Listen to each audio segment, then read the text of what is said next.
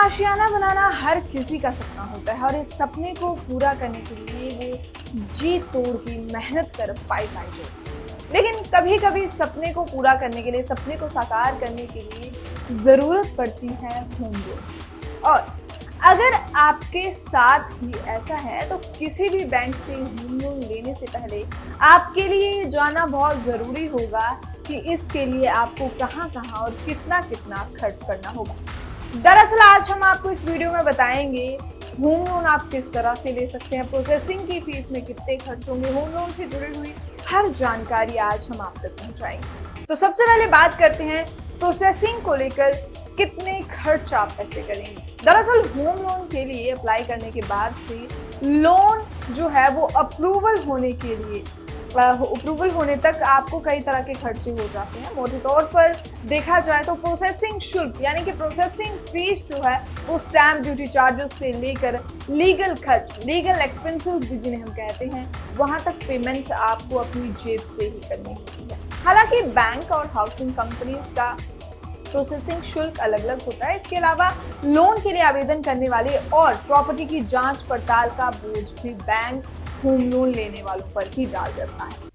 Loan लेते समय ये बात का ध्यान रखें कि होम लोन के लिए अप्लाई करते समय एक बात का जो विशेष ध्यान आपको रखना है, फिर से हम आपको कह रहे हैं कि आप आवेदन करने से पहले कई बैंकों से जानकारी जुटाएं और ये पता करें कि किस बैंक से कर्ज लेने पर आपको ज्यादा सस्ता पड़ रहा है।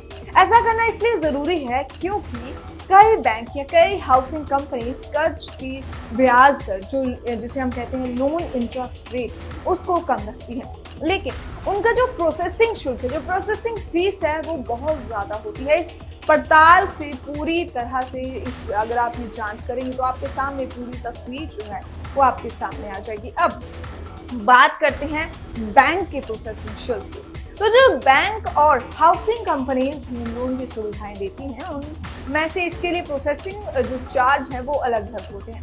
यह लोन की राशि का 2% तक हो सकता है। इसी बीच बता दें कि कुछ हाउसिंग कंपनीज होम लोन के लिए अपनी ओर से 10 से 15 हजार रुपए की तय राशि चार्ज के रूप में लेती है। कुछ बैंकों में प्रोसेसिंग फीस कर्ज की राशि का 0.5% ही होता है। और आपको ये भी बताना चाहेंगे कि होम लोन के लिए आवेदन करने से पहले जो ऋषिदाता है वो प्रोसेसिंग चार्ज की जानकारी पता करना बहुत ज्यादा जरूरी हो जाता है। अब आपको ये बताते हैं कि आखिर इतने जो आप पैसे खर्च करने जा रहे हैं, आप कितने पैसे खर्च करने के लिए तैयार हैं। सिर्फ प्रोसेसिंग शुल्क ही नहीं बल्कि और भी कई तरह के खर्चे आपको होम लोन लेने के समय करने पड़ सकते हैं, जैसे कि बैंक होम लोन लेना, इसके बाद इसका अप्रूवल करवाना, लीगल खर्चा, प्रॉपर्टी की पड़ताल, आवेदन करने वाले शख्स की जेब से समेत कई सारे चार्जेस जो हैं वो आपको देने पड़ सकते हैं। इस खर्च का भुगतान बैंक लोन लेने वाले से कर सकते हैं और साथ ही साथ इसका जो भुगतान है सीधे वकील या इस काम से संबंधित व्यक्ति को करने पर भी जोर दिया जाता है।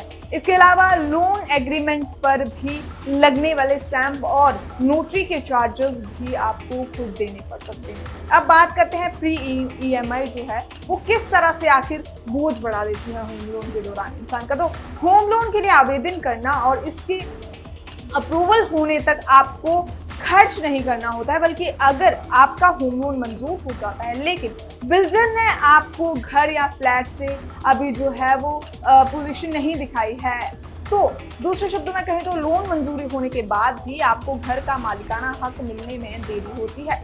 तो उस स्थिति में बैंक और हाउसिंग कंपनीज प्री ईएमआई वसूल करते हैं।